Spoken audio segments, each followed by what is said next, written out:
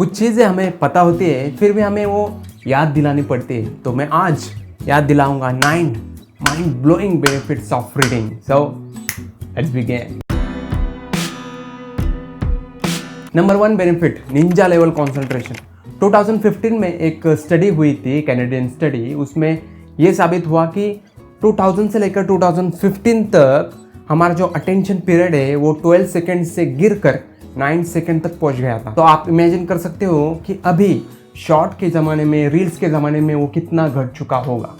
इसलिए हम जब भी एडिटिंग देखते हैं, किसी भी वीडियो की हो या फिर किसी मूवी की हो, तो उसमें हमें साफ साफ दिखाई देता है कि हर एक 3 सेकंड में शॉर्ट चेंज होता है या फिर कुछ ना कुछ तो इफेक्ट चेंज होता है, जिससे हम बोर ना हो। वो अटेंशन पीरियड हमारा इतना कम हो चुका है रील्स की वजह से, सोशल मीडिया की वजह से, कि हमें बार बार फास्ट एडिटिंग करनी पड़ती है। वैसा अटेंशन पीरियड 12 सेकंड से लेकर 9 सेकंड तक कम हो गया था, तो अब तो 3 सेकंड से भी ज़्यादा या फिर 5 सेकंड से भी ज़्यादा है। जिन लोगों का ये अटेंशन पीरियड डाउन हुआ उनमें से 77% लोग जो थे वो 18 से लेकर 24 एज तक थे और 10% ऐसे थे जो 65 एज के बाद के थे। तो यही तो रीडिंग का सबसे बड़ा फ़ायदा मुझे लगता है कि इस डिस्ट्रैक्टेड बढ़े और अटेंशन के रशी कल्चर में, सोशल मीडिया के कल्चर में हम अगर रीडिंग को चुनते हैं तो हमारा अटेंशन पीरियड बढ़ता है, हमारा कंसंट्रेशन लेवल बढ़ता है, एक निंजा लेवल कंसंट्रेशन होता है। क्योंकि रीडिंग करना कोई ऐसे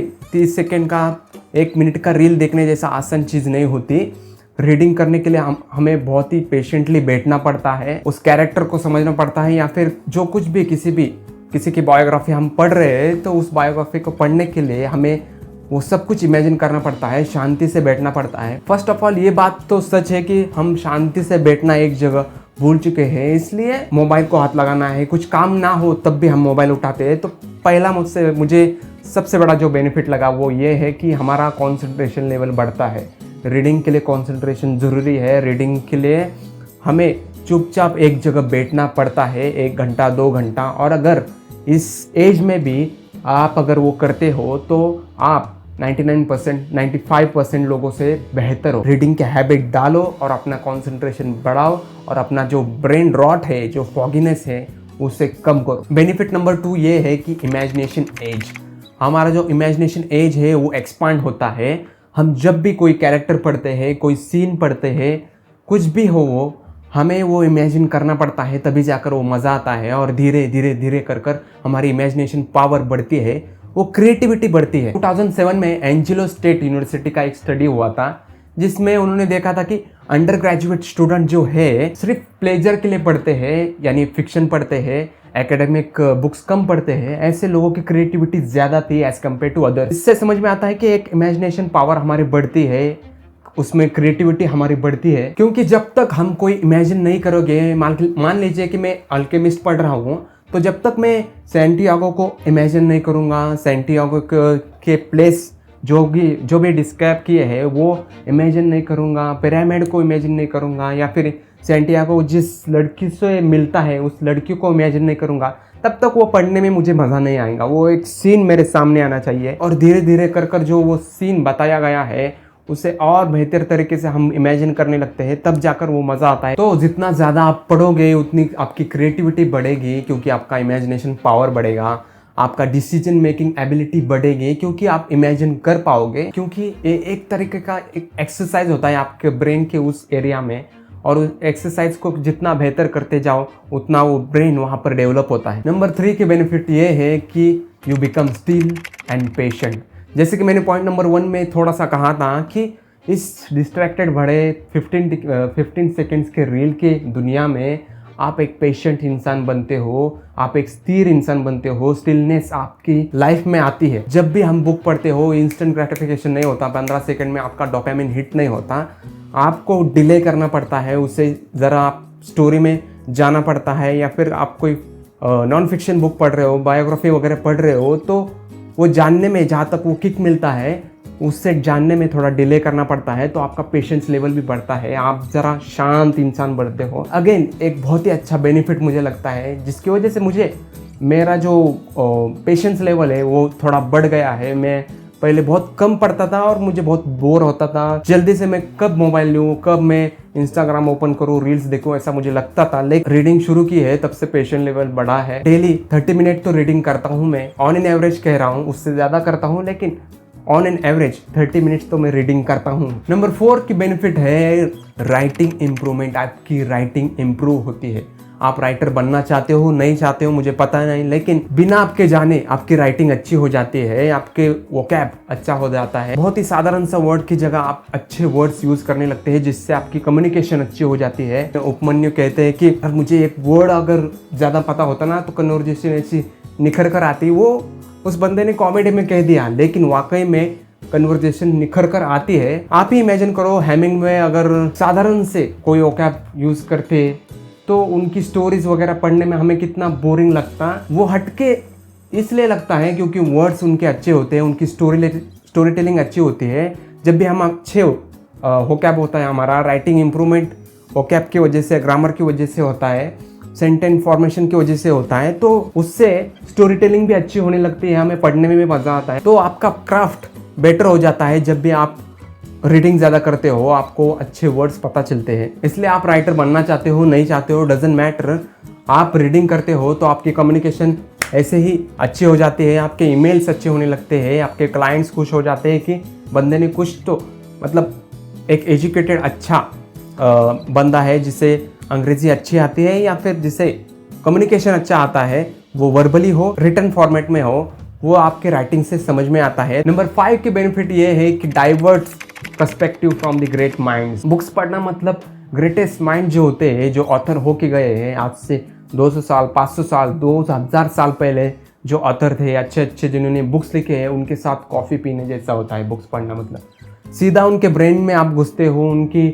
जो कुछ भी थिंकिंग है उसे समझने की कोशिश करते हो, और एक ही टॉपिक जब आप 2 अलग अलग ऑथर से पढ़ते हो तो इस बंदे का पर्सपेक्टिव हमें समझ में आता है और दूसरे बंदे का भी पर्सपेक्टिव हमें समझ में आता है। दोनों किस तरीके से सोचते थे, दोनों की सोच में कितना डिफरेंस था, ये सारी बातें हमें बहुत ही अच्छी तरीके से तब पता चलती है और बहुत ही अच्छा लगता है कि ये बंदा इस तरीके से सोचता था और ये बंदा उस तरीके से सोचता था। दोनों ने इस टॉपिक पर बहुत ही अच्छा अध्ययन किया है, छेड़ा है, तब उन दोनों में से एक को आपको चुनना पड़ता है और जो ज़्यादा आपको सही लगता है उसे जाकर आप चुनते हो। तो ऐसा नहीं है कि एक ने अगर कुछ कहा तो वही सही है, ऐसा नहीं होता। नंबर 6 बेनिफिट ये है कि बियॉन्ड द स्क्रीन आप जाते हो। हर वक्त हमारे इस कल्चर में हमें स्क्रीन के सामने ही बैठना पड़ता है, वो ऑफिस में हो, वो कंप्यूटर के सामने, या फिर घर आने पर टीवी के सामने, या फिर अकेले हो तब मोबाइल के सामने। हम स्क्रीन से छुटकारा नहीं पा रहे हैं। तो एक बेनिफिट ये है कि हम स्क्रीन से छुटकारा पाते हैं। Reading books is the perfect antidote for social media addiction, क्योंकि एक्सेसिव सोशल मीडिया यूज़ करना हमारे ब्रेन को डैमेज कर सकता है, हमें हमारी स्लीप को पुअर कर सकता है। रात भर हम ऐसे ही फालतू में बैठकर रील्स स्क्रॉल करते हैं और वो फॉगीनेस क्रिएट होता है, हमारी डिसीजन मेकिंग एबिलिटी कम हो जाती है, हम बहुत कंफ्यूज हो जाते हैं। क्योंकि कोई भी डिसीजन लेने से पहले हम यूट्यूब पर जाते हैं, उसके बारे में रिसर्च करते हैं, और जो कुछ भी यूट्यूब पर हम सर्च करते हैं वही रील्स वगैरह में हमें इंस्टाग्राम पर आता है, क्योंकि सब कुछ कनेक्टेड होता है। हम एक टॉपिक अगर गूगल पर सर्च करते हैं तो आपने देखा होगा कि यूट्यूब पर भी हमें उसके सजेशन आते हैं, इंस्टाग्राम पर भी हमें उससे सजेशन आते हैं। तो डिसीजन मेकिंग करना बहुत ही मुश्किल हो जाता है, क्योंकि बहुत सारे ऑप्शंस हमारे सामने आते हैं, तो हम बहुत ही कंफ्यूज हो जाते हैं। तो problem is not scarcity, problem is abundance. बहुत ज़्यादा हमारे पास जब ऑप्शन होता है ना, तब डिसीजन मेकिंग एबिलिटी कम हो जाती है, हम बहुत ही कंफ्यूज होते हैं। वही अगर 2-4 ही ऑप्शंस हो तो हम झट से ऐसे डिसीजन ले लेते हैं कि मुझे ये चाहिए। 7 नंबर का बेनिफिट ये है कि इम्प्रूवमेंट इन कम्युनिकेशन स्किल। जैसे कि मैंने राइटिंग इम्प्रूवमेंट में बताया कि आपकी कम्युनिकेशन बेटर हो जाती है, वही पॉइंट को मैं और ज़्यादा हाईलाइट करने की कोशिश करूंगा कि आपकी कम्युनिकेशन बेटर हो जाती है। रीडिंग जब करते हो तो वो अगर बॉडी लैंग्वेज की बुक आप पढ़ रहे हो तो और भी बेहतर हो जाती है।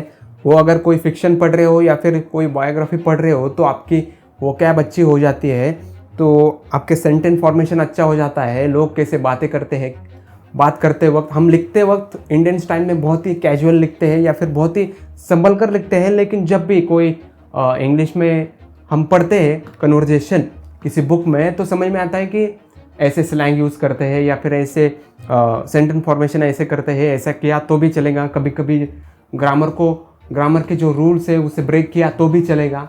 ये हमें बाद में समझ में आता है। तो वो सारे कम्युनिकेशन के इम्प्रूवमेंट हम हमारी डेली लाइफ में यूज़ करना शुरू करते हैं और धीरे धीरे कर वो हमें याद दिलाने की भी ज़रूरत नहीं पड़ती है और वो ऐसे ही हमारे बिना जाने ही मुंह से निकल जाता है और हमारे डेली लाइफ में हम यूज्ड टू हो जाते हैं। तो वो एक अच्छी हैबिट हमें गिरती है कि हमारी कम्युनिकेशन अच्छी हो जाती है, सामने वाले को कन्विंस करने की हमारी ताकत बढ़ जाती है। नंबर 8 का बेनिफिट ये है इग्नाइट इन क्रिटिकल थिंकिंग। आपकी क्रिटिकल थिंकिंग बढ़ जाती है। Books don't just tell you what to think, they challenge you to think. Books जो होते हैं वो किसी ऑथर की थिंकिंग बस हमें नहीं बताते, हमें वो मजबूर करते हैं हमारी थिंकिंग, हमारा पर्सपेक्टिव सामने रखने की। ये बहुत ही अच्छा बेनिफिट है, हमारी क्रिटिकल थिंकिंग बढ़ जाती है। हम बस गधों की तरह सिर नहीं हिलाते, सामने वाला जो कह रहा है उसे बस सुनते नहीं है, हम हमारा पर्सपेक्टिव रखते हैं। हमें लगता है वो सामने रखने की कोशिश करते हैं, उतनी हमारी जो एनालिटिकल स्किल है हमारी बढ़ने लगती है। वो हमारी कॉग्निटिव जो एनर्जी है या फिर कॉग्निटिव जो स्किल है वो हमारी बढ़ने लगती है। वो चाहे कोई प्लॉट का ट्विस्ट हो नॉन फिक्शन बुक में या फिर नॉन फिक्शन बुक में कोई भी डिबेट हो या फिर कोई आर्गुमेंट हो, ज़्यादा सोचने के बाद हमारा जो ब्रेन है वो शार्प होने लगता है। क्योंकि फॉर एग्जांपल फिलोसॉफी को ले लो, अगर एक फिलोसोफर ने कोई बात कही हो तो हम जानते हैं कि वो बहुत ही अच्छा फिलोसोफर है, वो बहुत ही अच्छा थिंकर है, उसने कुछ तो अच्छा ही सोचा होगा। लेकिन हमने देखा होगा कि उसे काउंटर करने वाला भी एक फिलोसोफर होता है कि तेरी ये बात मुझे पसंद नहीं आई और मेरे हिसाब से ये सही है। जब वो कहता है तो हमें ये समझ में आता है कि उस बंदे ने बस उस सामने वाले बंदे को सुना और बस उसने जो कहा वो सच नहीं माना कि हाँ ठीक है तूने जो कहा वो मुझे पसंद आ गया या फिर तूने जो कहा वो मुझे सही लगता है। नहीं, उसने अपनी क्रिटिकल थिंकिंग अपना ब्रेन यूज़ किया, उसने सही गलत का जो अध्ययन किया, उसे जो लगता है उसके पॉइंट सामने रखे। और ये बात तभी हो सकते हैं जब आप रीडिंग करते हो, आप ज़्यादा सोचते हो, ज़्यादा आप अच्छे तरीके से सभी सोचने लगते हो, जब आप ग्रेटेस्ट माइंड पढ़ते हो और जब आप बहुत सारे लोगों की जो थिंकिंग है, पर्सपेक्टिव वो जानने की कोशिश करते हो, तो एक तरीके से आपका इंटेलिजेंस बहुत ही हायर होने लगता है धीरे धीरे। आप हर एक क्वेश्चन को या फिर हर एक थियरी को क्वेश्चन करने की कोशिश करने लगते हैं और उससे ये बेनिफिट होता है कि आपका ब्रेन और शार्प होने लगता है धीरे धीरे कर। तो ये बहुत ही बढ़िया मुझे बेनिफिट लगा, एक क्रिटिकल थिंकिंग आपकी बहुत अच्छी हो जाती है। और लास्ट माइंड ब्लोइंग बेनिफिट ये है कि आपके एम्पैथी बढ़ जाते हैं। जैसे कि किलियन मर्फी ने कहा था, जो ओपनहाइमर में मेन लीड जिन्होंने किया है, वो हमें हेल्प करता है दूसरों की फीलिंग्स समझने के लिए। हम अपने आप को दूसरे की जगह रखते हैं और समझने की कोशिश करते हैं कि वाकई में वो क्या कहना चाहता है या फिर उसके पर्सपेक्टिव से क्यों वो ऐसा बिहेव कर रहा है। तो एक तरीके से एक एम्पैथी क्रिएट हो जाती है, अच्छा हम फील गुड करने लगते हैं। तो एक बहुत ही अच्छा बेनिफिट मुझे लगता है कि हम थोड़ा काइंड हार्टेड हो जाते हैं। तो अगर आप रीडिंग नहीं करते हो तो मैं हाईली रिकमेंड करूंगा कि आज से शुरू करो। रीडिंग करने की सबसे अच्छी डेट थी वो 5 साल पहले थी, लेकिन सेकेंड बेस्ट है वो अभी से है। तो अभी से रीडिंग शुरू करो। और अगर आप जानना चाहते हो कि 17 वो कौन से बुक्स है जो आपको इस 2025 में पढ़ने चाहिए, तो इस वीडियो को ज़रूर देखना। इस वीडियो में मैंने उन्हीं 17 बुक्स, बेहतरीन बुक्स के बारे में बात की है। So thank you so much for watching this video. Bye for now.